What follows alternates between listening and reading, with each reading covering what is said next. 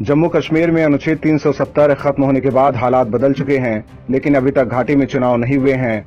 इस बीच national conference और PDP जैसी पार्टियां लगातार केंद्र सरकार का विरोध कर रही हैं। हालांकि बीजेपी का एक फैसला इस बात की ओर इशारा कर रहा है कि जल्द ही राज्य में चुनाव हो सकते हैं। और इस बीच एक बहुत बड़ी खबर निकलकर सामने आ रही है, जिससे विरोधियों के होश उड़ सकते हैं। बीजेपी जम्मू कश्मीर में चुनाव के लिए नेशनल कॉन्फ्रेंस के साथ गठबंधन कर सकती है। लोगों ने इसके लिए नेशनल कॉन्फ्रेंस के उपाध्यक्ष उमर अब्दुल्ला और बीजेपी के प्रदेश अध्यक्ष रविंद्र रैना के ट्विटर पर हुए बातचीत के बाद कयास लगा रहे हैं।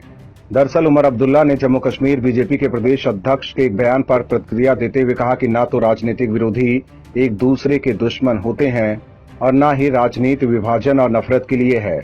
दरअसल दोनों के बीच गठबंधन के कयासों को इसलिए बल मिल रहा है क्योंकि बीजेपी नेता रविंद्र रैना ने उमर अब्दुल्ला की जमकर तारीफ भी की। एक वीडियो में जम्मू और कश्मीर बीजेपी प्रमुख रविंद्र रैना ने उमर अब्दुल्ला को केंद्र शासित प्रदेश के शीर्ष राजनीतिक नेताओं में एक रत्न करार दिया है।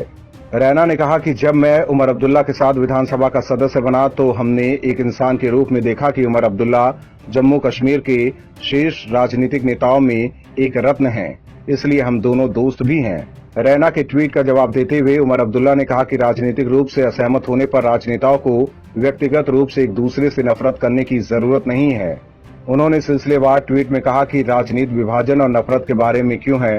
राजनीति यह कहाँ कहता है कि राजनीतिक रूप से असहमत होने के लिए हमें व्यक्तिगत रूप से एक दूसरे से नफरत करनी होगी। मेरे राजनीतिक विरोधी हैं, मेरे दुश्मन नहीं हैं। वहीं दोनों की बातचीत से कयास लगाए जा रहे हैं कि आने वाले दिनों में बीजेपी और नेशनल कॉन्फ्रेंस का मिलन हो सकता है। अगर ऐसा हुआ तो जम्मू कश्मीर की राजनीतिक सूरत बदल सकती है और इसका सबसे ज्यादा घाटा कांग्रेस और पीडीपी जैसी पार्टियों को होगा। और भी वीडियोस देखने के लिए चैनल को सब्सक्राइब करें और बेल आइकन को दबाएं।